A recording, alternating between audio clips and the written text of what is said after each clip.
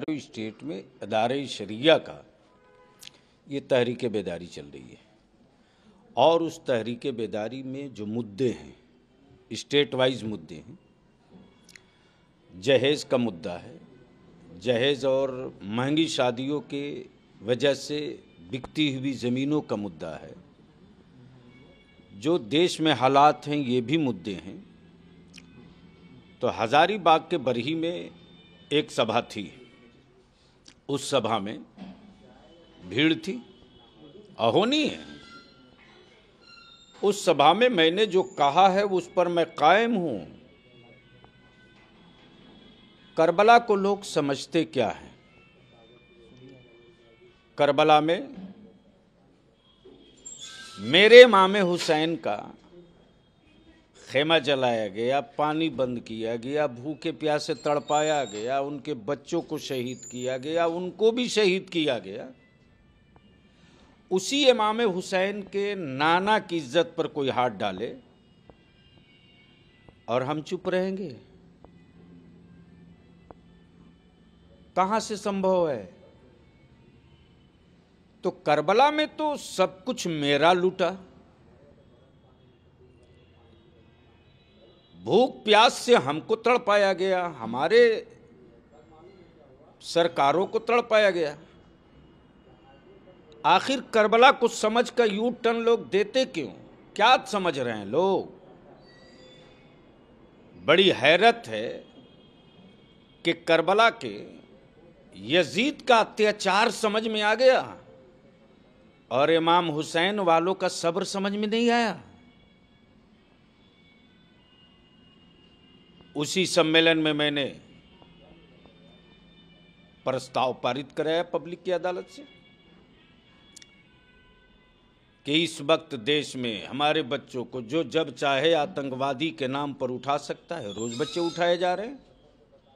20 साल 18 साल बच्चे हमारे जेल की सजा काट कर बाइज्जत बरी हो रहे हैं। Life cross. पैगंबर मोहम्मद सल्लल्लाहु अलैहि वसल्लम की इज्जत पे कोई कहीं से हाथ डाल दे रहा है। हमारे बच्चे अगर सड़क पर निकल जाए आंदोलन करने के लिए, दुख व्यक्त करने के लिए, प्रोटेस्ट करने के लिए, तो गोली मार दी जा रही है। और ये कहकर मार दिया जाता है कि उसने पत्थर चलाया इसलिए मैं गोली चला रहा हूं।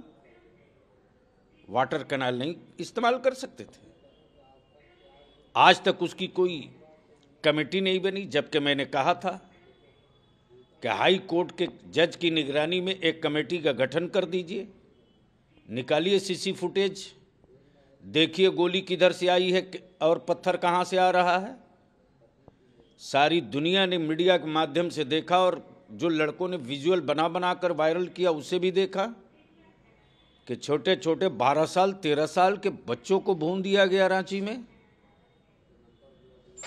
तो करबला में सब लुटा दिया मेरे इमाम हुसैन ने, लेकिन इंसानियत को तो नहीं टूटने दिया, आदमियत को नहीं टूटने दिया, मानवता को घायल नहीं होने दिया।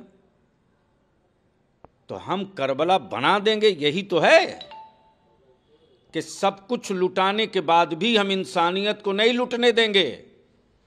लेकिन हैरत है, करबला का यजीद लोगों को याद रहा, इमाम हुसैन याद नहीं रहे। अब तो वक्त आ गया है ना कि 2 कानून बन जाना चाहिए और लोग बना दें। आने वाले दिनों के लिए देश हित में, समाज हित में बेहतर होगा, बना दें। पहला नामूसे रिसालत पर कानून बना दें कि कोई भी व्यक्ति अगर पैगंबर मोहम्मद सल्लल्लाहु अलैहि वसल्लम की इज्जत प्रतिष्ठा पर हाथ डालेगा उस पर देशद्रोह का केस होगा। और दूसरा, मुसलमानों की जान माल इज्जत आबरू प्रतिष्ठा मस्जिद मंदिर की सुरक्षा के लिए बहुत सारे कानून बने हैं। एक कानून बना दें दलित भाइयों के SC ST एक्ट की तरह, मुस्लिम सेफ्टी एक्ट उन्हीं धाराओं के तहत बना दें ताकि भरोसा और विश्वास पैदा हो। लेकिन सर लगा क्या आपत्तिजनक भी कई बयान दिए हैं, इसको लेकर क्या कहेंगे? कहाँ किसने आपत्तिजनक बयान दिया है? अरे मैं तो एक्सेप्ट करता हूं कि मैंने कहा है करबला बना देंगे। करबला कुछ समझा है क्या लोगों ने? हम हुसैन वाले हैं, यजीद वाले नहीं हैं।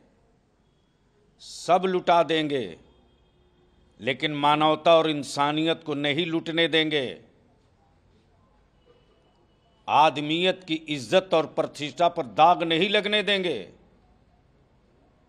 भाईचारे की दीवार को दरकने नहीं देंगे। यही तो है करबला, इसी को तो कहते हैं करबला। बेटे लुट गए, खानदान लुट गया, घर फूक गया, खुद शहीद हो गए, लेकिन इंसानियत को क्या टूटने दिया मेरे इमाम ने? लेकिन इमाम हुसैन लोगों को समझ में नहीं आते, यजीद समझ में आता। हम हुसैन वाले हैं। साल में हर शहर में करबला होता है, पूरे देश में होता है,